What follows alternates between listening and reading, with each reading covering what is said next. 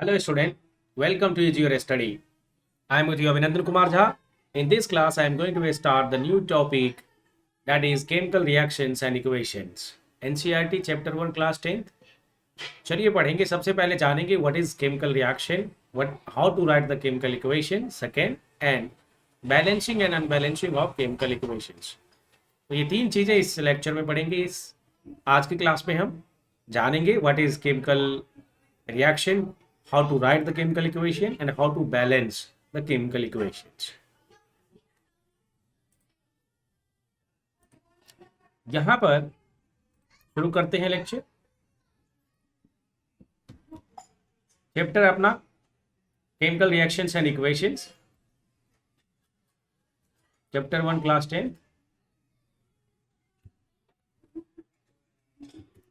तो सबसे पहले हम कुछ सिचुएशन लेते हैं। हम समझते हैं कि ये केमिकल इक्वेशन लिखना जानना क्यों जरूरी है, फिर उसको लिखना क्यों जरूरी है, और अगर लिखना है तो फिर कैसे लिखना है, ये भी हमें जानना है। तो केमिकल रिएक्शन को समझना, कहाँ केमिकल रिएक्शन हो रहा है, ठीक है। पहले हम ये तो जाने कि केमिकल रिएक्शन कहाँ हो रहा है डे टू डे लाइफ में, ऐसे कौन से फेनोमेना है, कहाँ पर होगा, और केमिकल रिएक्शन किस केस में हम कहेंगे, कहाँ नहीं कहेंगे, और अगर केमिकल इक्वेशन है, अगर केमिकल रिएक्शन है तो उसको हम लिखेंगे कैसे, ये भी जानना है।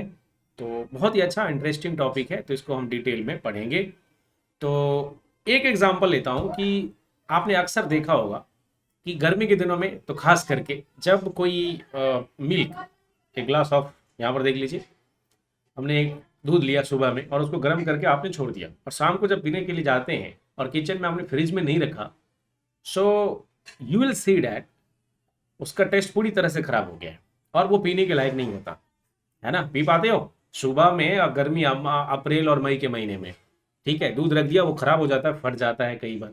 तो आखिर क्या हुआ है जिसकी वजह से वो जो दूध पहले ठीक था, सही था, आपने गर्म किया, उस टाइम में यूज कर सकते थे, लेकिन जब शाम को यूज करने गए तो देयर वी सी डैट ये दूध तो खराब हो गया है।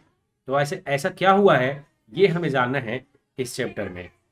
ऐसा कौन सा रिएक्शन हुआ है, कौन सा ग्लूकोज से लैक्टिक एसिड बन गया है, क्या हुआ, बैक्टीरिया का क्या हुआ, कैसे ग्रोथ हुआ, ये सब हमें जानना है। दूसरा, एक और एग्जांपल लेते हैं जहां पर आपको पता चलेगा कि हाँ सच में कुछ तो होता है उस सब्सटेंस के अंदर। अभी हम इतना ही कह सकते हैं, आगे इस चैप्टर में हम जानेंगे कि इसको केमिकल रिएक्शंस कहते हैं और फिर उसको लिखते कैसे हैं। दूसरा, मान लीजिए कि एक तवा है, पेन है, नेल है, अगर उसको ऐसे ही छोड़ दे हवा में तो आप देखोगे कि वो समय के साथ उसमें जंग पकड़ लेता है, रस्ट लग जाता है।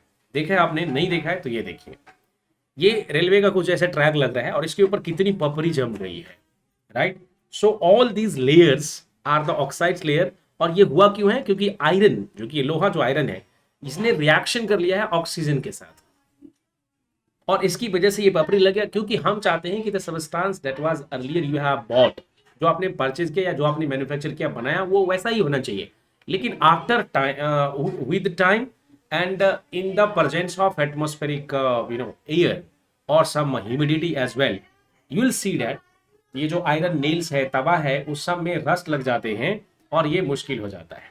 एक दूसरा एग्जांपल यहाँ पर देखो, जहां पर मैंने एक साफ ये नेल है, जिसको गांव घर की भाषा में कांटी कहते हैं, आपने सुना होगा, और भी कई तरह की चीजें कह सकते हैं, उसमें कील कह सकते हैं। और ये हो क्या रहा है, पहले ये साफ था लेकिन बाद में ये बिल्कुल गंदा सा हो गया। क्यों हो गया?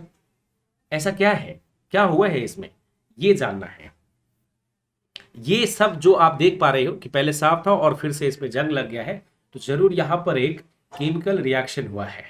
वो केमिकल रिएक्शन हमें जानना है। जैसे नेल के केस में मैंने बताया कि ये आयरन है या ऑक्सीजन से रिएक्शन कर लेता है, तो कैसे हम लिखेंगे उसको, वो भी हमें सीखना है। उसके एक मेथड्स हैं, तरीका है, वो भी जानेंगे। अब जैसे ये तवा है, पैन है, तवा की तरह भी यूज कर सकते हैं, और जब खरीद के लाते हैं at that time you will see that कि बहुत ही साफ होता है और उसमें कंडक्शन भी प्रॉपर होता है हीट का, लेकिन समय के साथ देखो ये कितना गंदा सा हो जाता है। आप देख पा रहे हैं यहां पर ये कितना गंदा सा हो जाएगा। क्यों हो गया? क्योंकि इसमें रिएक्शन हुआ है, और वो रिएक्शन क्या है कि इसके जो सरफेस है वो ऑक्सीजन और हीट के प्रेजेंस में वहां पर एक लेयर बना दिया है। ऑक्साइड्स के नॉर्मली लेयर्स होते हैं, वो बन गया है। उसको क्लीन करके फिर साफ कर सकते हैं, लेकिन समय के साथ वो खराब हुआ है और वहां पर केमिकल रिएक्शन हुआ है। कुछ और एग्जांपल, जैसे कुकिंग ऑफ फूड, खाना बनाते हैं तो जो ओरिजिनल फूड मटेरियल्स होता है वो एक अलग स्ट्रक्चर होता है उसका, राइट। और जब हम कुक करते हैं तो अब उसका जो है स्ट्रक्चर चेंज हो जाता है, ठीक है। तो ये कुकिंग ऑफ फूड है, इसमें भी केमिकल रिएक्शन होता है। इतना ही नहीं, आपने फर्मेंटेशन का नाम सुना होगा। ये एक तस्वीर आप देख पा रहे हैं कि ये ग्रेप्स फर्मेंटेड हुआ है, ठीक है।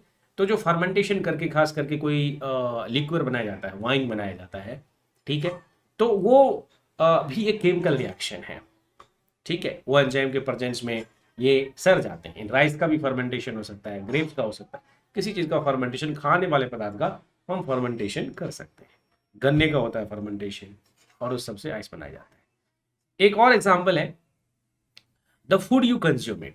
जो फूड आप कंज्यूम करते हैं, खाते हैं, मतलब खाना हमने खाया, तो वो भी जो स्टमक के अंदर गया, स्टमक में क्या हो रहा है, वहां पर एक केमिकल रिएक्शन हो रहा है। So will see that there is a chemical reaction that is happening there. और वो डिटेल में हम जानेंगे अलग अलग चैप्टर में, ठीक है। जैसे आप डाइजेशन का प्रोसेस है तो वो वहां पर हम डिटेल में जाएंगे कि जो फूड में गया, फिर पेट में गया, वहां पर भी हाइड्रोक्लोरिक एसिडिक एटमॉस्फेयर होता है, वहां से रिएक्शन हुआ, ग्लूकोज, स्टार्च, वो सब हम धीरे धीरे सीखने वाले हैं। इस चैप्टर में भी कुछ देखेंगे और आगे के चैप्टर्स में भी आपको पूरे डिटेल में बताए जाएंगे।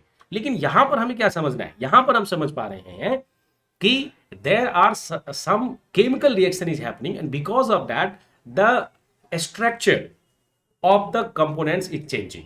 कहीं पर अगर स्ट्रक्चर चेंज हो रहा है, ये बात हमें ध्यान रखना है, कहीं पर गैस इवेल्युएट हो रहा है, कहीं पर टेम्परेचर बढ़ रहा है, तो ये सब जब होता है तो हमें समझ में आता है कि yes there is something, that something is called as the chemical reaction. ये केमिकल रिएक्शन हुआ है, और रिएक्शन होने के लिए कुछ जो है कंडीशन होता है, और वो कंडीशंस फुलफिल हुआ तो फिर रिएक्शन होगा, रिएक्शन होकर नया प्रोडक्ट बनता है, वो हम देखेंगे।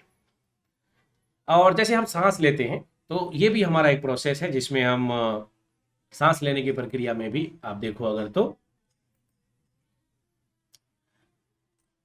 सांस लेने की प्रक्रिया में भी ये ब्रीद इन है, यहां पर सांस लिया जा रहा है, ठीक है। तो ये चेस्ट के अंदर गया और यहां से ये सांस बाहर छोड़ रहे हैं, सो ब्रीदिंग आउट है। तो ये भी एक केमिकल रिएक्शन है। इसमें भी सांस लेना भी एक केमिकल रिएक्शन है। इसमें भी ऑक्सीजन इन होता है, तो फिर ब्लड, जो भी ऑक्सीजन है पूरे आपके जो ब्लड के थ्रू ये पूरे बॉडी पार्ट में जा रहा है। पंपिंग, एक हार्ट क्या है, एक तरह का पंप है, राइट। तो ब्लड को जो है सर्कुलेशन पूरे बॉडी में, माइंड में, हर जगह ये सर्कुलेट कर रहा है। तो ये भी एक केमिकल रिएक्शंस में भी आता है। तो फूड का भी देखा आपने। अब हम आगे बढ़ेंगे और अब हम जानेंगे, कुछ एक्टिविटी लेते हैं। ये तो हमें आ गया कि भाई डे टू डे लाइफ में हमने ये देखा कि कहाँ पर रिएक्शन हो रहा है, केमिकल रिएक्शन हो रहा है। तो जैसे मैंने मिल्क का देखा, खट्टा मिल्क का जो है खराब हो जाना, वो भी केमिकल रिएक्शंस की वजह हुआ। रस्टिंग ऑफ आयरन, जो आयरन नेल्स थे, तवा थे, वो खराब हुआ, वहां पर भी फर्मेंटेशन प्रोसेस, ब्रीदिंग, खाने का process, all these are the chemical reactions. अब इन सब प्रोसेस में कुछ ना कुछ चेंज होता है। इसके अलावा मान लीजिए तो हमारे डे टू डे लाइफ के ऑब्जर्वेशन होंगे, इसके अलावा हम लैब में जाके भी कुछ देखते हैं और वहां पर ऑब्जर्व करेंगे कि सच में केमिकल रिएक्शन होता है तो क्या होता है। तो एक एक्टिविटी है बर्निंग ऑफ मैग्नीशियम रिबन। तो मैग्नीशियम का रिबन जैसे एक फीते की तरह है, उसको हमें बर्न करना है। तो कैसे करेंगे ये एक्सपेरिमेंट? तो ये एक्सपेरिमेंट जो किया जाता है नॉर्मली, विल सी दैट कि इस एक्सपेरिमेंट को करने के लिए हमें ऑब्वियसली मैग्नीशियम का एक रिबन लेना पड़ेगा, राइट। और ये देखिए, एक बर्नर ले लेंगे और 3 to 4 सेंटीमीटर का हम मैग्नीशियम का रिबन ले लेते हैं और बर्नर को ऑन करेंगे। और हाँ, इस रिएक्शन को करते समय थोड़ी सावधानी बरतनी होती है। वो सावधानी क्या है कि आप या तो उसमें फ्लेम जनरेट होता है, तो कोई भी जब हम लैब में एक्सपेरिमेंट करें तो उस समय ध्यान रखना होता है कि प्रॉपर प्रिकॉशंस के साथ जाए लैब में, अंडरस्टूड। तो जब आप प्रिकॉशंस के साथ जाओगे तो दुर्घटना, जो एक्सीडेंट होने के चांसेस हैं, वो कम होते हैं, ठीक है। क्योंकि जब केमिकल रिएक्शंस होता है तो कई तरह की चीजें हो सकती है, इसलिए हमें जो पहला एक्सपेरिमेंट है वो हमें अपने लैब टेक्नीशियन या फैकल्टी के प्रेजेंस में ही करना चाहिए, ठीक है। तो ये एक सिंपल सा जो है एक्टिविटी है जिसमें आप एक बर्नर में मैग्नीशियम को रिबन लो, रिबन को टोंग से पकड़ लो, चिमटे से पकड़ के रखो, नहीं तो आग लग जाएगी, तो हाथ में भी वो जलता है फ्लैशिंग फ्लेम्स की तरह, ठीक है। तो यहाँ पर देखो कोई चीज जलेगी तो फिर राख होगा, वो आपने इस जो राख है एक तरह का, वो इस आप एक किसी व्हाइट ग्लास में या कोई बर्तन में इस तरह से, खास करके चीनी मिट्टी वाले बर्तन में, उसमें आप कलेक्ट करके रख लो। So what we see that we'll take a magnesium ribbon of 3 to 4 centimeter, and before doing the experiment, what exactly you have to observe is that we should be use the proper wear glass, hand gloves वगैरह पहने, right? And then open the burner and definitely with the help of tongue burn this magnesium ribbon. जब ये burn हो जाता है तो collect the ashes and now observe what has happened. तो यहाँ पर हम ऑब्जर्व करते हैं कि जो मैग्नीशियम की बर्निंग हुई वो कैसे हुई है. So magnesium ribbon burns with a dazzling white flame. एक व्हाइट फ्लेम की तरह इस तरह से वो बर्न होता है, और उस तरह से जब बर्न होने के बाद वहां पर एक व्हाइट पाउडर, व्हाइट कलर का, कई बार बर्निंग करने के बाद आपको ब्लैक कलर के जो है एसेस जो है आपको मिलते हैं, बट यहां पर will get the white powder. This powder is called as the magnesium oxide. तो बेसिकली आपने ये तो आपको मैंने बता दिया, लेकिन हुआ क्या है, आपने बर्न किसको किया है, मैग्नीशियम को किया है. तो यहां पर बेसिकली जो रिएक्शन हुआ है, राइट, यहां पर जो रिएक्शन हुआ है बेसिकली आपने किसको बर्न किया है, मैग्नीशियम को. तो आप पिछले क्लासेस से जान चुके हो कि मैग्नीशियम का फॉर्मूला क्या होता है, जो एलिमेंट है उसका केमिकल फॉर्मूला हम क्या लिखते हैं, Mg लिखते हैं. और इसका रिएक्शन हुआ है MgO2 के साथ, ऑक्सीजन के साथ, क्योंकि ये रिएक्शन किस में हो रहा है, ऑक्सीजन के प्रेजेंस में हो रहा है. तो ये जो बना है ये बेसिकली मैग्नीशियम ऑक्साइड बना है. अब इसको अगर हमें बैलेंस करना होगा तो ये 2Mg कर देंगे, हम सिखाएंगे बैलेंसिंग क्या है. लेकिन बेसिकली शुरू में हमें लिखना पड़ेगा Mg का reaction oxygen, oxygen molecular form में होता है, ये हमें O2 ही लिखना पड़ेगा. और इस तरह से हम MgO लिखेंगे, क्योंकि जो मैग्नीशियम है ये इसका जो एटॉमिक कॉन्फ़िगरेशन ये देखोगे 2A2, तो ये 2 होता है और यहाँ पर ये 2 है, तो इसलिए MgO होता है. बट सवाल ये है कि ये तो 2 ऑक्सीजन था लेफ्ट हैंड साइड में, ये बताऊंगा आगे. तो ये जो है बैलेंस रिएक्शन है, ये एस्केलेटल इक्वेशन है, अनबैलेंस इक्वेशन है, आप चाहो तो ऐसा भी लिख सकते हैं. तो दिस पाउडर जो बना है that is called as the magnesium oxide MgO. ये जो MgO है ये मैग्नीशियम ऑक्साइड है, ये केमिकल रिएक्शन होने के बाद बना है, right. It is form due to the reaction between magnesium and oxygen present in the air. ये आपको मालूम है. एक और एक्टिविटी देखते हैं. तो इस एक्टिविटी में हमने देखा कि burning of the magnesium ribbon. एक और एक्टिविटी देखते हैं लैब में. पहले हमने डे टू डे लाइफ में देखा कुछ एक्सपेरिमेंट है, कुछ फेनोमेना हो रहे हैं, वहां पर हमने देखा कि कुछ चेंजेस हो रहे हैं. अब उसके हम रीजन जानेंगे एक एक करके, सब बताऊंगा जो हमने लिया है. और पूरे इस लेक्चर सीरीज में आपको पता चलेगा कि दूध क्यों खट्टा हो जाता है, क्यों हम दूध खराब हुआ तो उसमें कौन सा रिएक्शन हुआ, वो भी बताऊंगा, सब बताऊंगा. तो चलिए आगे बढ़ते हैं और एक दूसरा एक्टिविटी करते हैं, reaction between lead nitrate and potassium iodide solution. ये भी एक रिएक्शन है, लैब में है. ये लैब में करेंगे, घर पे हमारे पास अवेलेबल नहीं होता, हमें परचेस करना पड़ेगा. तो ऑब्वियसली जो है ये लैब में होता है. और हालांकि प्रैक्टिकली ये देखा जाए तो लैब का कंडीशन जो है अपने इंडिया में बहुत सारे कॉलेजों में खराब है. बहुत तरह की चीज़ें, फंड वगैरह है, सब कुछ है, लेकिन वो इस तरह से चलती नहीं है. आप ये करते नहीं हो, एटलीस्ट यहाँ सीख लो. देखो ये क्या होता है, हमें देखना है लेड नाइट्रेट का सॉल्यूशन और पोटेशियम आयोडाइड का सॉल्यूशन. तो हम क्या करेंगे, एक टेस्ट ट्यूब लेंगे. क्या करेंगे, एक टेस्ट ट्यूब लेंगे. कैसा दिखता है वो टेस्ट ट्यूब, वो देखिए. एक टेस्ट ट्यूब में हम क्या करेंगे, लेड नाइट्रेट का सॉल्यूशन लेंगे. इस तरह से बीकर की तरह ग्लास का होता है, उसमें हम लेड नाइट्रेट सॉल्यूशन ले लेंगे लिक्विड फॉर्म में, और उसमें पोटेशियम आयोडाइड सॉल्यूशन जो है ऐड कर देंगे. सो पोटेशियम आयोडाइड सॉल्यूशन जो है वो भी आपको ये सब लैब में ही मिलेगा, घर में तो होता नहीं है. अब या तो परचेज कर लो मार्केट से, या मतलब लैब में अवेलेबल होता है, वो आपको लिखा रहेगा, वो आपको दे देंगे. Now what do you observe, हमने मिलाया है सिर्फ टेस्ट ट्यूब में, ये लेके इस सॉल्यूशन में दूसरा मिला दिया है. दो बार हिला दो ऐसे. हिलाने की जरूरत नहीं है. ऐसा नहीं है कि कई बार हम अक्सर लैब में जाते हैं और जैसे मिलाया तो ऐसे कर दिया या सेक कर दिया, ऐसे घुमा दिया. आप मिला दो, देखो कुछ ना कुछ हो जाएगा. जब ऑब्जर्व करते हो तो बेसिकली अगर हम देखें इसमें तो रिएक्शन क्या हुआ, जो लेड नाइट्रेट है हमारा, ठीक है, जो लेड नाइट्रेट है, लेड हमारा क्या होता है Pb. इसका फार्मूला आपको मालूम होगा, जिसको नहीं मालूम है जान लो. लेड नाइट्रेट, और लेड का नॉर्मली जो ऑक्सीडेशन नंबर होता है ये 2 से डिनोट करते हैं आयनिक कंपाउंड में. तो PbNO3 ये भी माइनस माइनस होता है, तो यहाँ पर 2 लगा दिया. ये लेड नाइट्रेट है. और ये क्या लिया था आपने, सॉल्यूशन में लिया था. तो जो सॉल्यूशन होता है ना उसको हम एक्वस बोलते हैं, और एक्वस के लिए AQ शॉर्ट में लिख देते हैं, ठीक है. और फिर प्लस इसमें ऐड क्या कर रहे हैं हम, पोटेशियम आयोडाइड. पोटेशियम को K कहते हैं और आयोडीन को I कहते हैं. Ki होगा तो पोटेशियम आयोडाइड हो जाएगा. इसका रिएक्शन हुआ है तो फिर क्या बनेगा. तो ये नॉर्मली जो ये बनता है ना, ये ऑक्सीडेशन नंबर से ही हम डिनोट कर लेते हैं, कौन किससे रिएक्ट होगा. प्लस वाला माइनस के पास जाएगा, माइनस वाला प्लस के पास जाएगा.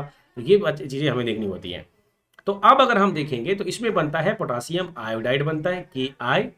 ये भी जो है पोटेशियम आयोडाइड तो हमने ऐड किया, सॉरी, इसको इरेज करना पड़ेगा.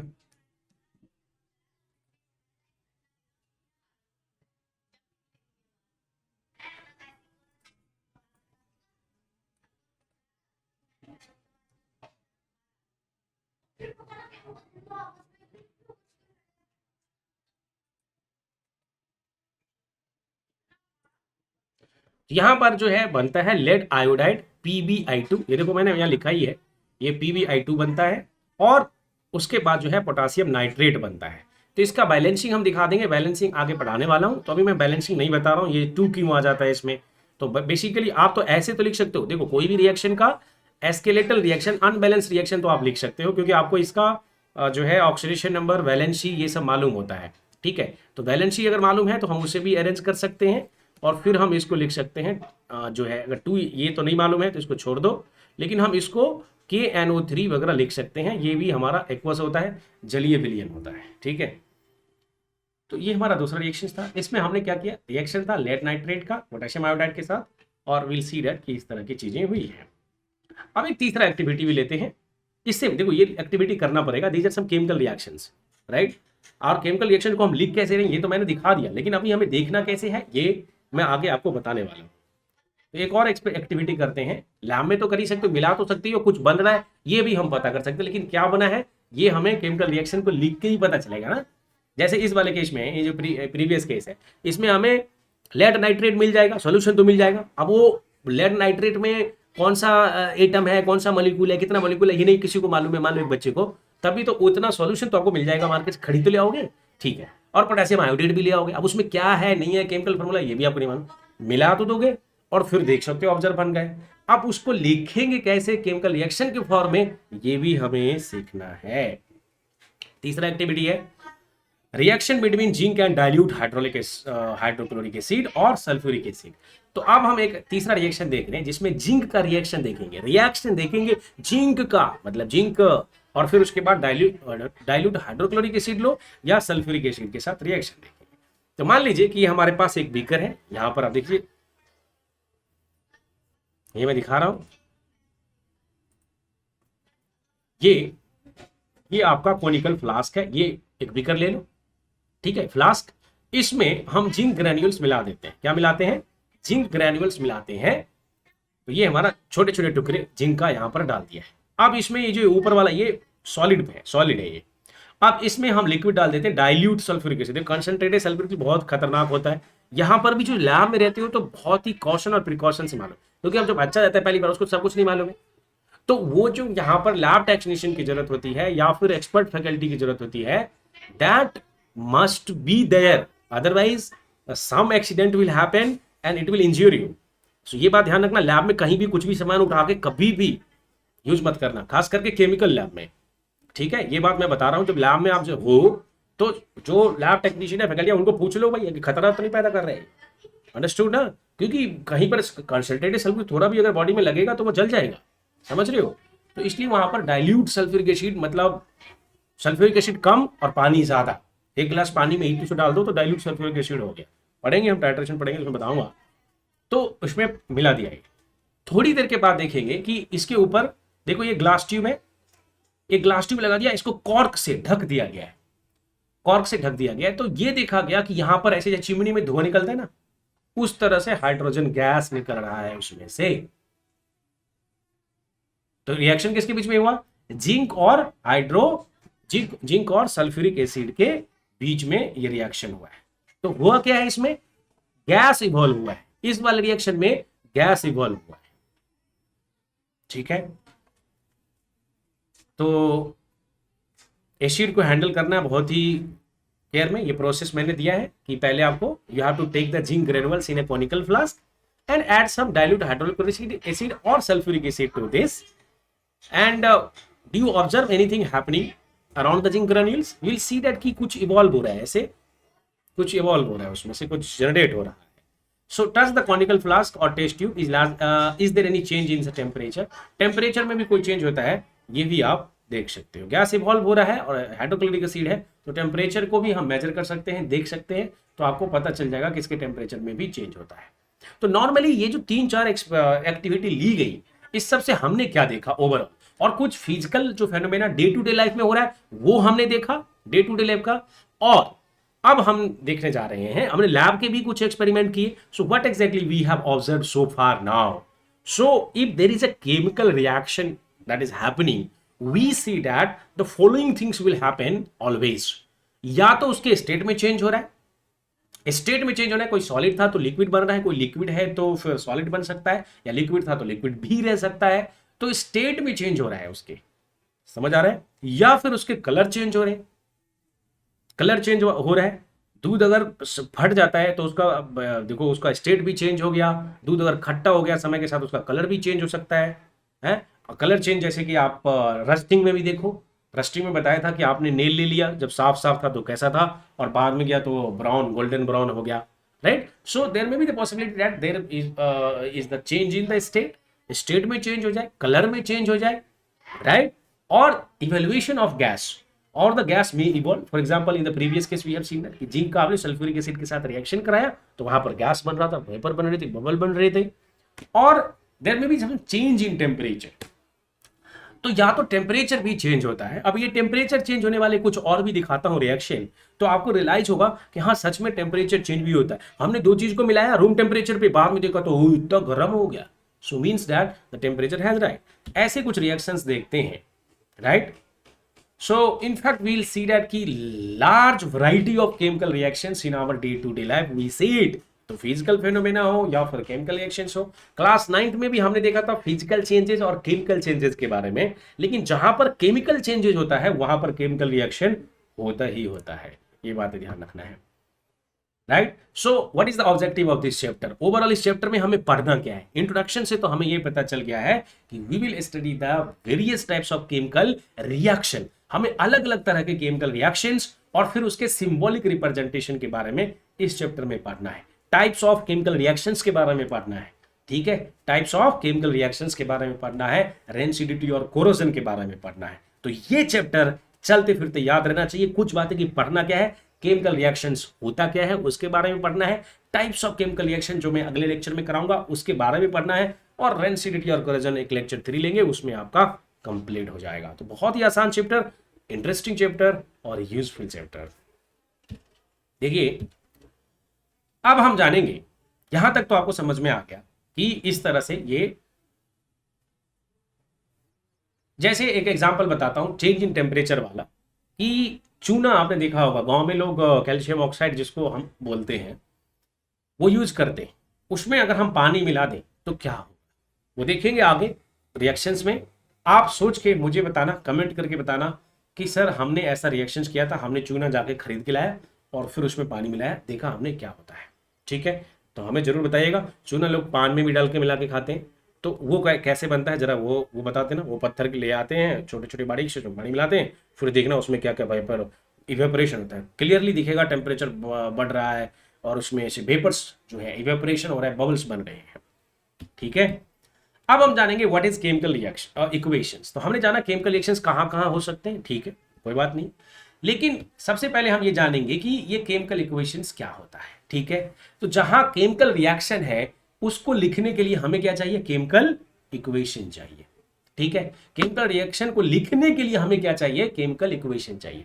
नहीं तो मैंने कहा there is a reaction between zinc and sulphuric acid, तो जिंक और सल्फ्यूरिक एसिड का या तो मैं लैंग्वेज में पूरे वर्ड में लिख दूं, there is a reaction between zinc and sulphuric acid, the ZnSO4 is formed and there is evolution of hydrogen gas, ऐसा पूरा पूरा लिखते रहो। या फिर हमारे पास एक चॉइस है कि उसको हम सिंबल्स के फॉर्म में, उसके एटॉमिक फॉर्म में, उसके सिंबल्स रिप्रेजेंटेशन के फॉर्म में, एटम्स के फॉर्म में लिखें और टाइम सेव करें और आसानी से लिखें और समझें भी कि क्या उसमें केमिकल कंपाउंड इन्वॉल्व है, ठीक है। So a chemical equation is the symbolic representation of chemical reaction. A chemical equation is the symbolic representation of chemical reaction in terms of chemical formulae of reactant and product, ठीक है। तो reactant और products के chemical formula को symbolic form में लिख के represent करना ही केमिकल इक्वेशन कहलाता है। तो पहले तो केमिकल रिएक्शन चाहिए, भाई क्या रिएक्शन हो रहा है वो बता दो, फिर हम उसमें जो भी रिएक्टेंट और प्रोडक्ट इन्वॉल्व है उस सब का केमिकल फार्मूला लिख देंगे, हो गई बात। और उसमें कुछ कंडीशंस भी होता है, उसका फिजिकल स्टेट भी हम स्पेसिफाई कर सकते हैं, जिस कंडीशन में रिएक्शन हो रहा है, कोई कैटलिस्ट है तो वो भी हम दिखा सकते हैं, समझ आ गया। आगे बढ़ेंगे। फॉर एग्जांपल हमने जो एक एक्टिविटी किया था जिसमें हमने मैग्नीशियम रिबन को बर्न किया था, तो हमारे पास ऑप्शन है कि either I will write the magnesium plus oxygen, ठीक है। तो उसमें रिएक्शन क्या था, आपने मैग्नीशियम के रिबन लिया उसको बर्न किया, so burn in the presence of oxygen. है, बर्निंग करने का मतलब है कि आप ऑक्सीजन के प्रेजेंस में कर रहे हो, एनारोबिक कंडीशन में बर्निंग आप नहीं कर पाओगे। ठीक है, तो यहां पर हमने मैग्नीशियम लिया और प्लस ऑक्सीजन लिया और बना मैग्नीशियम ऑक्साइड। रिएक्टेंट क्या होता है, प्रोडक्ट क्या होता है, इसके बारे में आप पहले से भी कुछ जानते होंगे, मैं आपको बताना चाहता हूं। लेकिन मैं यहां पर बता दूं कि what is reactant, the substances that brings the reaction, जो रिएक्शन को लाता है, जो रिएक्शन में पार्टिसिपेट करता है, जो रिएक्ट करता है, that is called as the reactant. The substances that reacts and brings the reaction and forms some products, forms of substances, that is called as the product. The substances that forms after the reaction of the reactants, ठीक है, जो substance में बनता है, मिलता है reaction होने के बाद, वो प्रोडक्ट कहलाता है। Now so in a chemical reaction, in a chemical equation there will be two things, one is the reactant जो कि एलएचएस में होता है, और आरएचएस और एलएचएस क्यों है, क्योंकि रिएक्टेंट और प्रोडक्ट के बीच में हम एक एरो लगाते हैं जो हमें दिखाता है कि ये प्रोसेस हुआ है। दो अगर मान लो सबस्टेंस है, या एक सबस्टेंस भी हो सकता है, डिकम्पोज हो सकता है, तो वो दोनों रिएक्ट करके क्या बना है उसको, प्रोसेस को दिखाने के लिए हम एरो लगाते हैं। So here will see that कि मैग्नीशियम है और फिर ऑक्सीजन है और उसका रिएक्शन होकर मैग्नीशियम ऑक्साइड बना है। तो मैग्नीशियम और ऑक्सीजन दोनों ही रिएक्टेंट है, यानी कि मैग्नीशियम रिएक्टेंट है। ये एरो के एलएचएस में जो कुछ भी है, बाएं पक्ष एलएचएस में, वो सब क्या है, हमारा रिएक्टेंट है, और जो आरएचएस में है वो हमारा प्रोडक्ट है। ये वर्ड इक्वेशन है, हम ऐसा नहीं लिखते। अगर हमें केमिकल इक्वेशन लिखना है तो हमें इसके सिंबल्स के फॉर्म में लिखना पड़ेगा। जैसे इसको लिखते हैं, मैग्नीशियम का सिंबल क्या होता है, Mg, प्लस ऑक्सीजन के लिए क्या लिखते हैं, O2, बनेगा क्या, magnesium oxide. However this is a skeletal equation, ये अनबैलेंस इक्वेशन है, क्योंकि हमारा जो रिएक्शन है, दैट रिएक्शन शुड बी कि जिसमें जितने नंबर ऑफ एटम्स हैं वो एलएचएस में उतने ही नंबर ऑफ एटम उस एलिमेंट के प्रोडक्ट में भी होना चाहिए। आप बोलोगे सर ऐसा क्यों होना चाहिए, हमें क्या जरूरत है, ऐसा लिख दिया तो होना चाहिए, रहने दो, क्या दिक्कत है। ऐसा नहीं हो सकता, क्योंकि आपने सीखा था कि law of conservation of mass, याद करिए लिवोजियर का law of conservation of mass आपने सीखा था, जिस वो जो कहता है कि मास can neither be created nor be destroyed. ये तो हर बच्चों को मालूम होता है कि नहीं होता है। तो या फिर हम कह सकते हैं कि the total mass of the reactant should be equal to the total mass of the product. तभी जाके ये जो मास है, ये वास्तव में ऐसा नहीं कि Mg प्लस O2 हुआ तो यहां जो मास है वहां जाके मास अलग हो जाना चाहिए, कुछ और ही हो जाए। तो ये जो फंडामेंटल प्रिंसिपल है, ये लगभग हर जगह साइंस में लागू होता है। जहां भी रिएक्शन हुआ या चेंज हुआ, फोर्स लगा, तो ये जो कंजर्वेशन ऑफ मास है ये लगता ही लगता है, फिजिक्स में भी और केमिस्ट्री में भी। समझ आ गया। तो ये जो law of conservation of mass है, ये मैं दिखा देता हूं थोड़ा सा, यहां मैंने दिया है। तीन में से, इन्हीं में से कोई एक डेफिनेशन आपको याद रहता है। कोई पूछेगा कि भाई क्या है, तो नॉर्मली कोई बच्चा ये बोलता है, sir the law of conservation of mass से ही हम बैलेंसिंग की बात करते हैं। बैलेंसिंग ऑफ केमिकल इक्वेशन क्यों, why it is necessary, why it is required, because law of conservation of mass would be satisfied. Otherwise जो है सबस्टेंसेस, ये जो नेचर है, जो फिजिकल नेचर है, वो एग्जिस्ट ही नहीं करेगा सबस्टेंस दुनिया में। ठीक है, तो आप जो कहते हो टोटल मास एनर्जी कंजर्व होता है, ये सब कहां से कह पाते। तो ये सेटिस्फाई होना चाहिए केमिस्ट्री में भी, इसलिए यहां पर बैलेंसिंग की भी जरूरत है। अगर Mg प्लस O2 लिखा है हमने, ये MgO लिखा आपने, जो स्केलेटल रिएक्शन है, तो यहां पर हम देखेंगे the total mass of the element present in the product of a chemical reaction has to be equal to the total mass of the element present in the reactant. Total mass of the element, तो reactant में जितने भी elements हैं उस सब का मास add करो, और प्रोडक्ट में जितना भी एलिमेंट्स है उसका मास ऐड करो। या मास can neither be created nor be destroyed in a chemical reaction share, ये सबको मालूम होता है, हर कोई बोल देता है, फटाफट बोल देता है। लेकिन कैन नॉट बी क्रिएटेड और डिस्ट्रॉयड का मतलब क्या है भाई। तो अगर आपने रिएक्शन किया है तो आप ना तो क्रिएट कर सकते हो ना आप डिस्ट्रॉय कर सकते हो, तो फिर तो बैलेंस होना चाहिए कि नहीं होना चाहिए। आप Mg प्लस O2 कह रहे हो, आप कुछ बना नहीं सकते, it can be converted one form to other, तो बैलेंस होना चाहिए, सिंपल सी बात है। तो ये भी आपको लॉजिक देता है कि बैलेंसिंग रिक्वायर्ड है। तीसरा, the number of atoms of each element, जो मैंने शुरू में कहा था, the number of atoms of each element remains the same before and after the chemical reaction. तो number of atoms of the elements उससे भी होता है, क्योंकि नंबर ऑफ एटम्स अगर चेंज हो गया, यहां 2 थे एलएचएस में और उधर जाके 4 हो गया, तो मास चेंज हो जाएगा। ठीक है, क्योंकि हर एक एटम का अपना एक मास होता है, एटॉमिक मास, जो आप जानते हैं, right. So because of that the balancing of chemical equation is required. तो ये तो हमें जान गया कि बैलेंसिंग क्यों होना चाहिए, लेकिन question is that how to do the chemical, how to write a balance equation, हम कैसे लिखेंगे, तो वो हमें अब देखना है। कुछ एग्जांपल लेते हैं और हम देखेंगे कि किस तरह से हम केमिकल रिएक्शंस लिखते हैं, और यहीं पर हम चर्चा करेंगे कि बैलेंसिंग कैसे करेंगे। तो बैलेंसिंग का मतलब यह है कि जो number of atoms of each element in LHS और RHS in reactant and products वो इक्वल करना है। कैसे करना है वो तो बहुत आसान है, देख लिए, गिन लेंगे, गिन के कर देंगे, जहां जितना जरूरत होगा लगा देंगे। तो एक इक्वेशन लिया हमने कि जिंक और सल्फ्यूरिक एसिड का रिएक्शन है, वहां मैंने नहीं दिखाया था, ये देखिए यहां पर है, जिंक और सल्फ्यूरिक एसिड का अगर हमने रिएक्शन दिखाना है, देखिए ये जो हमारा रिएक्शन है जिंक और सल्फ्यूरिक एसिड का, तो जिंक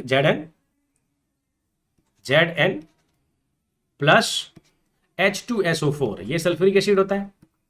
अगर इसका रिएक्शन होगा तो क्या बनेगा, ZnSO4, क्योंकि ये प्लस का है, इसमें माइनस माइनस होता है, ये आ जाएगा एक तरफ ZnSO4 और it will displace the H2। We are not talking about the types of chemical reactions at this time, we are talking about simple reaction. और ये हमें इतना नेचर मालूम है, वैलेंसी मालूम है, क्लास 10th लेवल तक हमने पढ़ के आया, ये 2 प्लस में जाता है और ये 2 माइनस में जाता है, तो ये 2 प्लस है और ये 2 माइनस है, SO4 माइनस माइनस कहते हैं, तो ये इसके पास आ जाता है, बैलेंस हो जाता है और ये हाइड्रोजन डिस्प्लेस हो जाता है यहाँ पर से, ठीक है। तो ये हमारा प्रोडक्ट बन जाता है। Now the question is that whether it is a skeletal equation और it is balance equation, we have to balance it. How to balance the chemical equation, that we have to learn it. तो कैसे करेंगे balance, यहां पर हम देखेंगे LHS में कितना जिंक, एक जिंक, Zn एक ही जिंक है, आरएचएस में कितना जिंक, एक जिंक बराबर है, तो जिंक में हम शुरुआत करेंगे एलएचएस से, एक एक करके जाएंगे, सबका नंबर आएगा, सबका नंबर आएगा। तो लाइन में रहिए, Zn का हो गया। अब हाइड्रोजन को देख लेते हैं। अगर हाइड्रोजन को देखा तो यहां 2 हाइड्रोजन है, H2 का मतलब होता है 2 हाइड्रोजन, यहां पर हमने देखा 2 हाइड्रोजन है, बैलेंस है, oh that's fine, no issue sir, ये बैलेंस है। अब हम देखेंगे सल्फर का, सल्फर इसमें कितना है, 1 है, यहां पर देखिए आरएचएस में, इसमें भी 1 है, वैलेंस है, no need to multiply anything.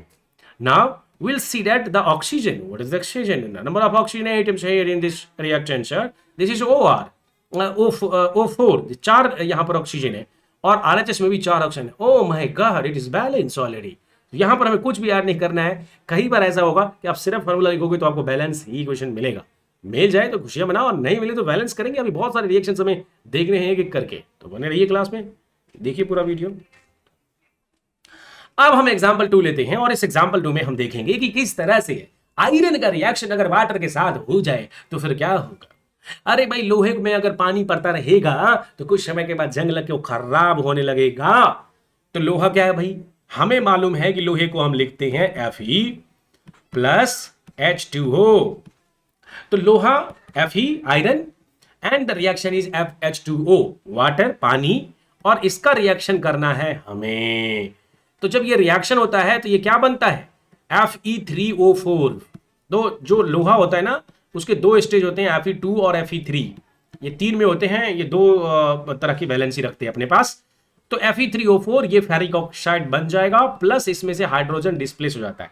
Weather it is balance, देखने से पता चलता है सर ये बैलेंस नहीं है, बैलेंसिंग जरूरी है, नहीं तो law of conservation of mass satisfy नहीं होगा, जो कि होना जरूरी है पूरे यूनिवर्स में, दुनिया में, ठीक है। तो Fe LHS में कितना Fe है, LHS में 1 Fe है, RHS में 3 Fe है, ये बैलेंस नहीं है, बैलेंस करना पड़ेगा। तो RHS में अगर 3 है तो कम कहां है, LHS में, तो कितना कर दूं, 3 कर दूं।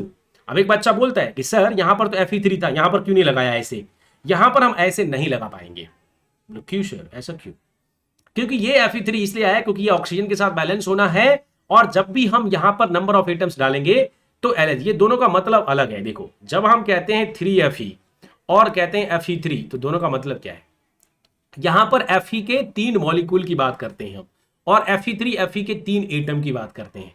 तो यहां पर जो Fe3 था, जब भी हम कुछ नया इसमें डालेंगे तो हम यहां पर मल्टीप्लाई करते हैं, 3 मॉलिक्यूल यहां पर जनरेट करते हैं। समझ आ गया, और भी बताएंगे आगे और भी एग्जांपल्स में। तो ये हो गया 3Fe। हमें मतलब ओवरऑल यही देखना है कि हम यहां पर इधर कुछ नहीं बनाएंगे, मतलब वो हम नया एलिमेंट हो सकता है, वो नया कंपाउंड हो सकता है, वो हमें नहीं करना। हमें उसमें सफिक्स, ये पहले जो एलिमेंट दिया होगा उसके पहले मल्टीप्लाई कर सकते हैं हम। जैसे H2 है तो H3 नहीं कर देंगे भाई, इसके बाद नहीं करना है। वो H3 एक नया डिफरेंट एटम हो गया, एक नया, जैसे आप देखो ना हाइड्रोजन का अगर मान लो एक एक है तो हाइड्रोजन है, लेकिन हाइड्रोजन अगर दो एक है तो ड्यूटेरियम हो जाता है, तीन एक है तो ट्रिटियम हो जाएगा, मास अलग हो जाता है, एटॉमिक नंबर वही है। तो इसलिए वो अलग कंपाउंड हो सकता है। इसलिए जब भी आपको बैलेंसिंग करना होगा, ध्यान रखना होगा, तो आप मल्टीप्लाई करें ना कि इधर पे ना दें। हाँ, बच्चा सोचता है ऐसा कर रहे क्या है ना भोले वाले से, अरे नहीं हूँ भाई, गलत हो जाएगा, नया कंपाउंड बन जाता है। इसलिए हम कहते हैं नया एलिमेंट बन जाता है, नया एलिमेंट तो क्या कंपाउंड बन जाएगा, तो हम कहेंगे कि वो चीज़ें नहीं लेना है, या उसका नया स्टेट या नया फॉर्म बन जाएगा, उसकी कैरेक्टरिस्टिक चेंज हो सकती है, उसकी प्रॉपर्टी चेंज हो सकती है। जैसे मैंने हाइड्रोजन का केस बताया, हाइड्रोजन का नाम सुना होगा एक एक, और ड्यूटेरियम जब हम कहते हैं तो उसका एटॉमिक नंबर तो 1 और मास नंबर 2 हो जाता है। ठीक है, ऐसे जिसका ट्राइटियम है वो 1 और 3 हो जाता है, तो सिर्फ उसका ये चेंज हो गया है। तो इसलिए हम कभी भी जो है इसमें अगर आप कहीं पर लिखते हो P4 और P5 तो प्रॉपर्टी अलग अलग हो जाती है। तो ये चेंजेस नहीं करना, ये जो सफिक्स है, ये जो सुपर स्क्रिप्ट है, ये हमें चेंज नहीं करना है, मल्टीप्लाई करना है ताकि हम नंबर्स कितने भी ले सकते हैं। अगर हम P4 के 5 ले लें तो 5 के 5 P4 के प्रॉपर्टीज सेम रहेंगे, लेकिन अगर P5 कर देंगे तो इसकी प्रॉपर्टीज अलग हो जाएगी। ठीक है, ये अलग कंपाउंड हो जाता है। तो यहां पर हमने लिखा 3Fe, ये देखिए, और प्लस। अब हम देखेंगे Fe हमारा बैलेंस हो गया, तो बैलेंसिंग करने के लिए हमें मल्टीप्लाई करना होगा, ये तो हमें समझ में आ गया। हम सफिक्स नहीं लगाएंगे, हम सब सुपर स्क्रिप्ट नहीं लगाएंगे, ये भी आपको ध्यान रखना है, बस इतना ध्यान रखना है तो बस हो गई। अब हम जाते हैं हाइड्रोजन पे। हाइड्रोजन हमने देखा इस वाले केस में हमारे पास 2 हाइड्रोजन है, इधर इधर भी 2 हाइड्रोजन है, बैलेंस है, रहने देते हैं, कोई दिक्कत नहीं है, अभी रहने देते हैं। लेकिन जब मैं ऑक्सीजन के पास गया तो मैंने देखा कि जो ऑक्सीजन है इस वाले केस में, यहां पर एक ही ऑक्सीजन है और इधर 4 ऑक्सीजन है। तो इधर 4 ऑक्सीजन है, इधर 1 है, तो ये 4 जो है इधर आके मल्टीप्लाई होगा। ये कभी O4 मत कर देना इधर, ये गलत है, ये मतलब H2O4 ये अलग कंपाउंड ही हो जाएगा। ठीक है, तो यहां पर हम 4 से फिर मल्टीप्लाई करेंगे। तो जब हमने 4 से मल्टीप्लाई किया तो हमारा ऑक्सीजन भी, हमारा हाइड्रोजन भी चेंज हो गया। हाइड्रोजन हमारा 4H2, मतलब पहले यहां पर H2 था, अब ये 4H2 है, तो झट से हम ये वाला 4 यहां दे देंगे इसको, तो ये 4H2 हो जाएगा। समझ आएगा, यहां पर जो ये H2 था इसको हम 4 दे देंगे, क्योंकि यहां पर हमने 4 से मल्टीप्लाई किया हुआ है। राइट, तो इस तरह से हमारा ऑक्सीजन भी बैलेंस हो गया, 4 ऑक्सीजन इधर, 4 ऑक्सीजन इधर, हाइड्रोजन भी बैलेंस हो गया, 4 2 8 हाइड्रोजन यहां पर, और यहां पर 4 2 8 हाइड्रोजन। तो इस तरह से बैलेंस होता है। और ये जब भी हम रिएक्शन लिखेंगे तो उसका स्टेट भी लिख देते हैं। तो आगे मैं बताने वाला हूं कि that is the complete details of the reaction, we have to write the whether it is the solid state, whether it is the aqueous form, तो उसका फिजिकल स्टेट भी लिख देते हैं, तो उससे हमें कंप्लीट इंफॉर्मेशन मिल जाता है। नहीं तो कई बार कंफ्यूजन होता है ना, H2 मतलब कौन सा फॉर्म में होगा। अगर आप ब्रैकेट में लिख दोगे जी तो आपको सामने वाले क्लिक को भी पता चलेगा हाँ भाई गैस है, ठीक है, और वो सॉलिड वाले फॉर्म में है, नहीं तो मुझे कैसे पता चलेगा लिक्विड में पानी उसके साथ है कि नहीं है। So there is a way, once you are writing a chemical equations, write the physical state of the reactant and products as well to make it more informative. बढ़ेंगे आगे। तो इस तरह से आपने एक रिएक्शन का बैलेंसिंग देखा। So sometimes the reaction condition such as temperature, pressure, catalyst etcetera for the reactions are indicated above और below the arrow in the equations. कई बार, इतना ही नहीं, अभी तो चलो इसके एरो पर हमने कुछ नहीं लगाया था, इस पिछले केस में अगर यहां देखोगे तो इसके एरो पे हमने कुछ नहीं लगाया, ठीक है, ये एज इट इज है।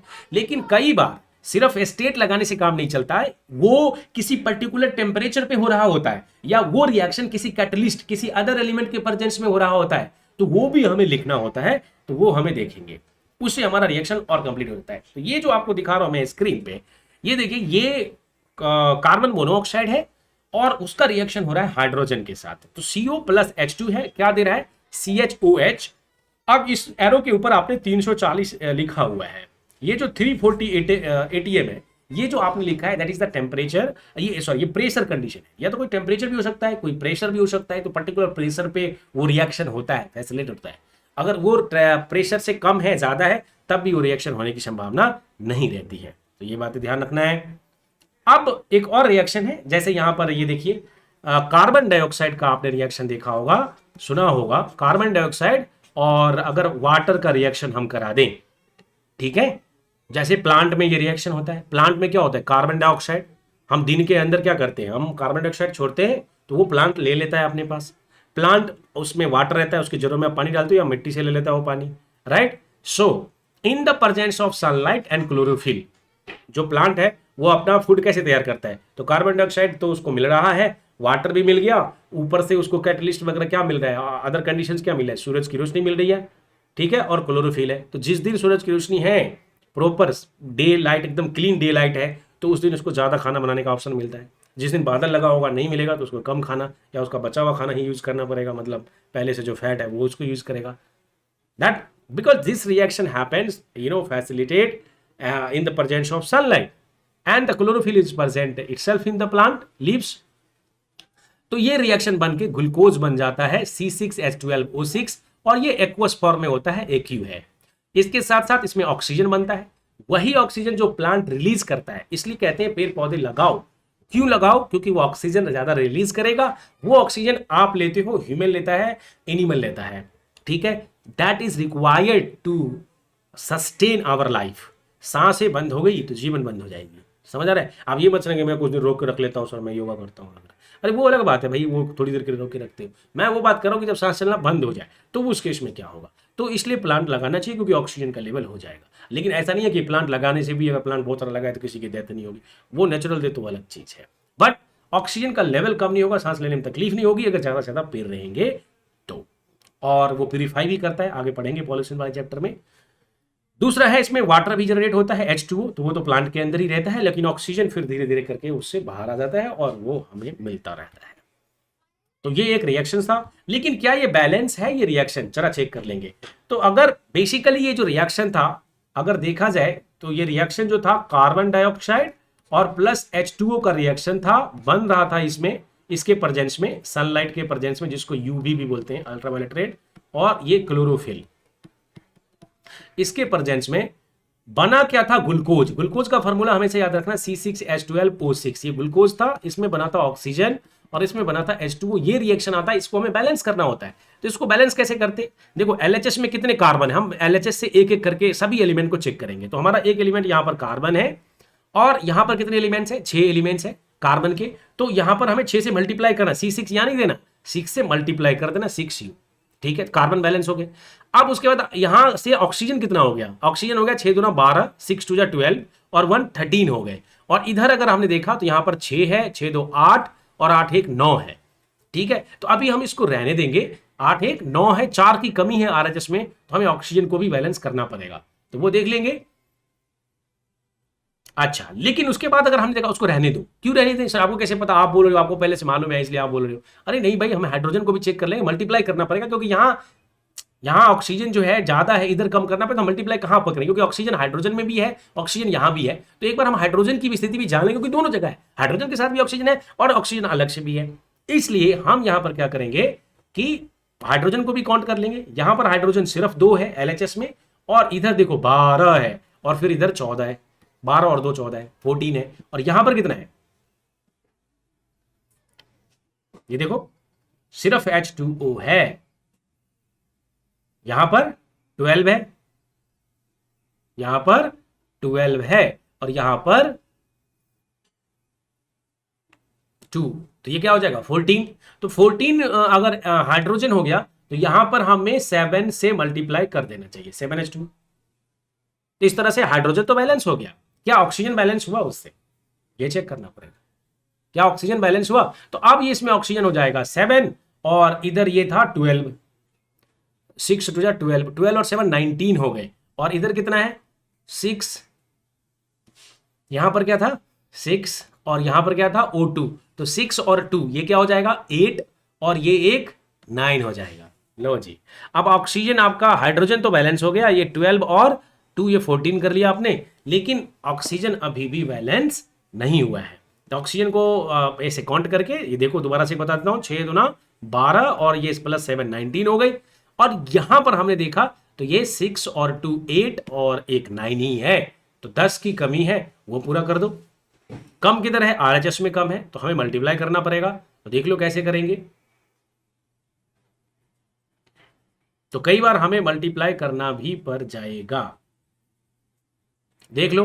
तो अगर हमने इसको एक दो बार हिट एंड ट्रायल करके ही करा जाता है, तो डायरेक्टली हमने किया हुआ है। अगर इसको 6 से मल्टीप्लाई करोगे, 6 दूना 12 कर दोगे इसको, और इधर भी, क्योंकि ये ऑड नंबर था, इधर 19 था, इधर कुछ 13 था, तो इसलिए इसको 6 से करो, 6 O2, और फिर यहां पर ये 6 करोगे तो 6 यहां पर 6 ऑक्सीजन, और ये 12 6 18 और 6 24 हो गए। देखो इवन नंबर में आ गए। और फिर अगर हम यहां डायरेक्टली कर दे 12, तो ये हो जाएगा मिटा के 12 यहाँ पर देखो 12 ऑक्सीजन और इधर कितना था 12, तो 12 + 12 14 और 24 और 24 ऑक्सीजन LHS में, 24 ऑक्सीजन RHS में। तो इस तरह से ये जो है ब्लैक कलर का इक्वेशन, ये जो आपको दिख रहा है यहां से यहां तक, ये हमारा क्या है, बैलेंस केमिकल इक्वेशन है। ये लिख लेना। अगर नहीं समझ आता है तो फिर से मुझसे पूछ सकते हो डॉट क्लास में, मैं बता सकता हूँ, लाइव भी बता सकता हूँ आपको, कोई दिक्कत नहीं है।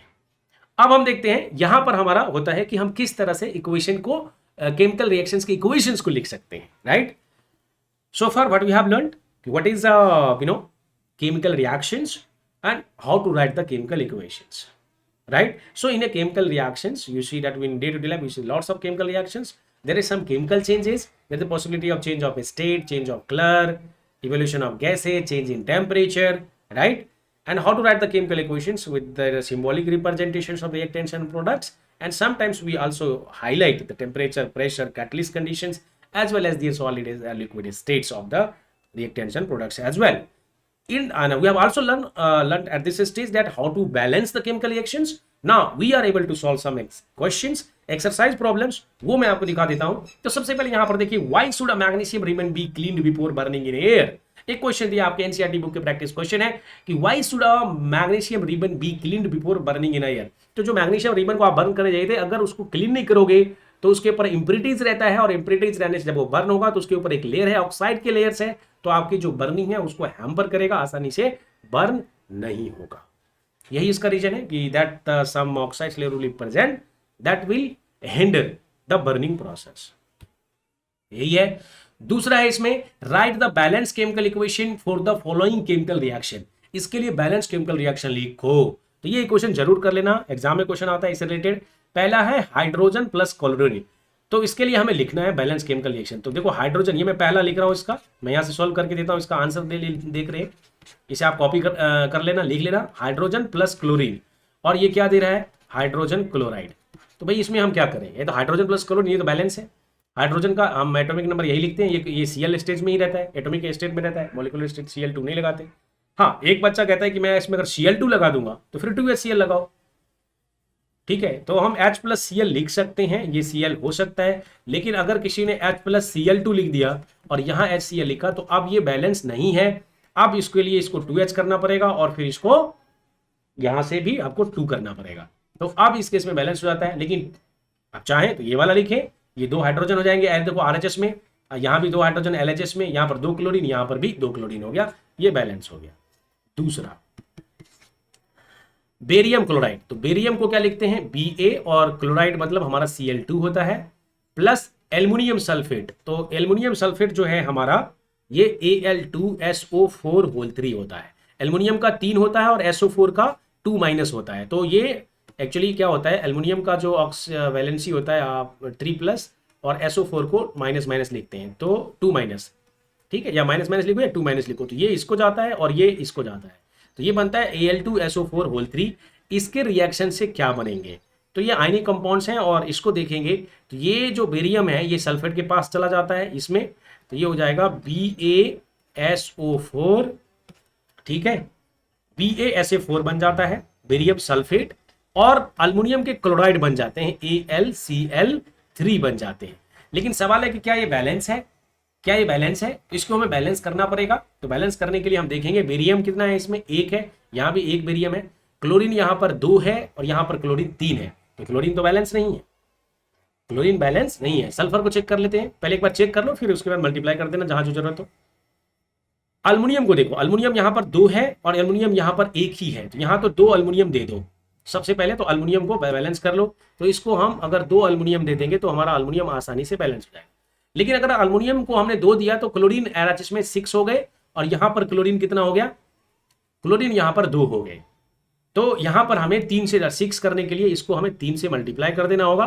तो अब यहाँ पर 3 बेरियम हो गए, क्लोरीन 6 हो गया, यहाँ क्लोरीन 6 है, बैलेंस हो गया। लेकिन बेरियम RHS में 1 ही है, तो हम यहाँ पर 3 बेरियम दे देंगे। बेरियम RHS में कितना था, 1 ही था, तो 3 डाल दिया हमने।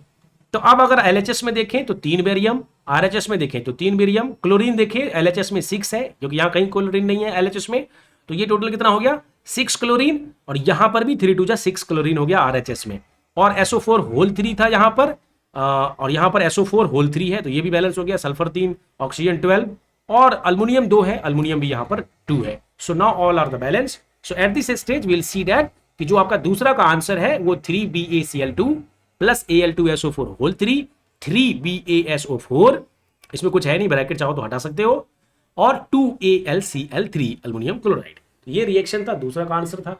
तीसरा हमारा है सोडियम प्लस वाटर, तो ये मैं दिखा देता हूं इसका आंसर कैसे लिखेंगे। तीसरा लिखने जा रहा हूं, ध्यान से देखना। सोडियम को लिखते हैं Na, तो सर हमें कैसे पता चलेगा? पहले आप सिंबल के फॉर्म में लिख लो फिर बैलेंसिंग करो, ठीक है। तो सोडियम को हमें मालूम है कि इसका Na होता है, सोडियम कहते हैं। ये H2O वाटर बोला है तो H2O लिख देंगे। कितना लिखना है वो हमें नहीं मालूम, हम H2O लिख के आगे बढ़ेंगे। बन क्या रहा है वो लिख दो, स्केलेटल इक्वेशन लिखो और फिर बैलेंस करो।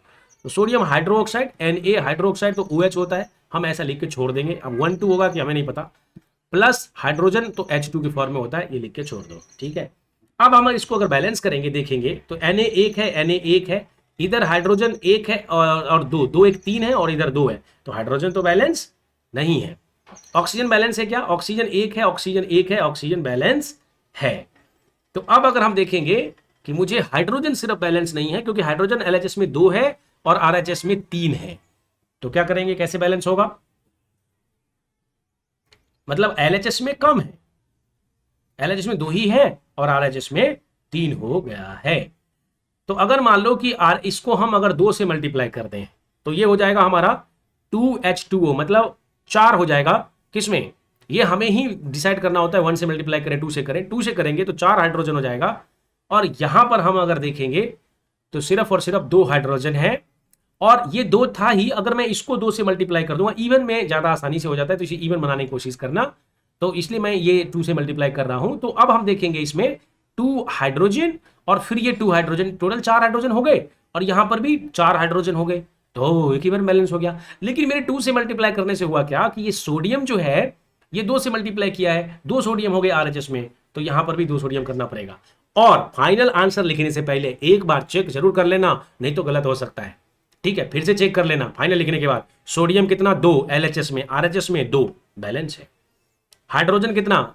2 और 2 4, तो इसमें यहां पर 2 और ये 2 4 हो बैलेंस। ऑक्सीजन 2 यहां पर और ये ऑक्सीजन 2 बैलेंस है। मजा आ गया? तो ये बैलेंस है, चेक जरूर कर लेना, इसलिए गलती नहीं होगी। So this is the answer to question number 2। Moving to the next question. देखिए थर्ड क्या कहता है, ये क्वेश्चन दिया है मैंने, सॉल्यूशन में यहां पर लाइव करके देता हूं। Right a balance chemical equation with state symbol for the following reaction, following reactions. यहां पर भी बैलेंस केमिकल रिएक्शन लिखना है दिए गए इक्वेशंस के लिए। तो सबसे पहले पहला इक्वेशंस बताइए और हम उसका आंसर लिखते हैं। पहला इक्वेशन क्या कहता है? सॉल्यूशन ऑफ बेरियम क्लोराइड, तो भैया BaCl2 बेरियम क्लोराइड लिख दो, plus sodium sulphate in water, sodium sulphate NaSO4, sodium sulphate तो Na2SO4 होगा क्योंकि सल्फर का 2 होता है, तो ये Na2 हो जाएगा। बेरियम क्लोराइड दिया, ये देता है, this is giving you water react to give, तो एरो लगाएंगे, गिव इनसोल्यूबल बेरियम सल्फेट, वो घुलेगा नहीं, पानी में तैरता रहेगा, barium sulphate and solution of sodium chloride. तो सॉल्यूशन ऑफ सोडियम क्लोराइड बोला है NaCl, तो जब डेफिनेटली ये एक्वस होगा, और ये घुला नहीं है तो मतलब ये सॉलिड है। हमें ये पता चलेगा, हम उसके स्टेट लिख सकते हैं, ठीक है। तो चाहो तो लिखो, नहीं तो नहीं लिखो। और solution of barium chloride and sodium sulphate in water, तो ये भी मतलब देखा जाए तो सॉल्यूशन बोला है तो एक्वस होगा, ठीक है, ये भी लिख सकते हैं। But that is not required, that is case we have to balance it. Balance करना है तो बेरियम हम अगर हम देखेंगे, हमने लिख लिया। अब हमें बेरियम यहां पर 1 है, बेरियम यहां पर 1 है, देखो सोडियम यहां पर 1 है, 2 है ऑक्सीजन LHS में, और यहां पर 1 ही है, तो ऑब्वियसली यहां पर 2 से हमें मल्टीप्लाई करना पड़ जाएगा, 2 NaCl कर देंगे। तो जैसे हमने जहां भी मल्टीप्लाई करोगे तो वहां का पहले चेक कर लेना कि दूसरे पे क्या असर पड़ा है उसी कंपाउंड में। तो 2 मल्टीप्लाई करने से RHS में 2 Na हो गया, LHS में 2 Na था, बैलेंस हो गया। बट क्लोरीन यहां पर 2 हो गया, तो क्लोरीन चेक कर लेंगे, क्या क्लोरीन 2 हुआ है? यहां पर देखेंगे हमारा क्लोरीन 2 है, यहां पर क्लोरीन भी बैलेंस हो गया, तो that is again of the good condition. फिर SO4 पूरा एक ही साथ देखो, SO4 एक ही साथ है, ये बैलेंस हो गया, इसमें ज्यादा कुछ करने की जरूरत नहीं है। Now it is balance chemical equation. तो आप इसको नोट कर लो अपने हैंड राइटिंग में। देखो भाई मैं पेन टैप से लिख रहा हूं तो थोड़ा बहुत तो कुछ इधर हो सकता है, बट नहीं हो समझ आ रहा है। एक बार आप नोट जरूर बना लेना इस सबको लिख के, और उस नोट्स को पढ़ लेना, कुछ और पढ़ने की जरूरत नहीं पड़ेगी, कभी नहीं कभी भी। तो वैसे पढ़ना है तो पढ़ सकते हो, बट इसको पढ़ने के बाद कुछ और करने की जरूरत नहीं है। आप दूसरा सब्जेक्ट कर लो, कुछ और भी कर लो, आपका तैयारी हो जाएगा, क्वेश्चन भी हो जाएंगे, बढ़ेंगे आगे। लेकिन नोट जरूर बना के, नोट जरूर बनाना। दूसरा इसका सेकेंड क्या कहता है, ये भी मैं करके देता हूं आपको। जो सेकेंड देखोगे तो ये सोडियम हाइड्रोक्साइड सॉल्यूशन है। सोडियम हाइड्रोक्साइड सॉल्यूशन को क्या बोलते हैं, NaOH। हाइड्रोक्साइड का OH माइनस ही होता है, इसलिए मैंने NaOH लिखा है। चाहो तो ब्रैकेट लगाओ, ना तो ना लगाओ OH में। सोडियम हाइड्रोक्स सॉल्यूशन मतलब ये एक्वस में जाएगा। देखो इसे वर्ड से हमें पता चल रहा है कि इसको A लिखो, इसको Q लिखो, aqueous. In water reacts with the hydrochloric acid solution, तो ये हो जाता है HCl in water to produce sodium chloride. तो सोडियम क्लोराइड हमारा क्या होता है, NaCl होता है सॉल्यूशन एंड वाटर, तो NaCl प्लस H2O। अंडरस्टूड ना। तो देख लेंगे कि ये बैलेंस है कि नहीं। देखो यहां पर हाइड्रोजन एक है और हाइड्रोजन एक है, तो दो हो गए LHS में, यहां पर दो है, बैलेंस है। लेकिन ऑक्सीजन बैलेंस नहीं है, ऑक्सीजन यहां पर एक ही है और यहां पर एक है। अरे बैलेंस है यार। फिर सोडियम बैलेंस है क्या, सोडियम एक है, सोडियम एक है, क्लोरीन एक है, क्लोरीन एक है, ये तो मुझे बैलेंस लग रहा है। So we don't have to multiply with any factors, any numbers, either in LHS or RHS, it is already balanced. So we have to write the skeleton equation and then you have to check it whether it is balanced or not. So we have to check each elements, और थोड़ा patience रखना, हो जाएगा, सही होगा 100%। देखो सही करना है तो फिर अच्छे मार्क्स में रहोगे। कंपटीशन ज़्यादा होना चाहिए, बढ़ेंगे आगे। तो इस तरह से हमारा इंट्रोडक्शन हो जाता है पूरा, और अगले क्लास में हम मिलेंगे और वहां पर पढ़ेंगे types of chemical equations, types of chemical reactions. Next class में हम केमिकल रिएक्शंस के टाइप्स देखने वाले हैं।